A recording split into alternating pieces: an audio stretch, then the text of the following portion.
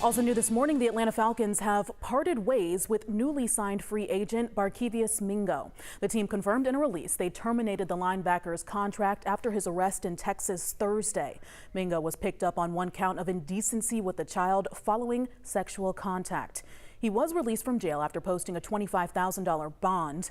That linebacker had just signed a one-year deal with the Falcons back in March. He started his NFL career in 2013 as the 6th overall pick to the Browns.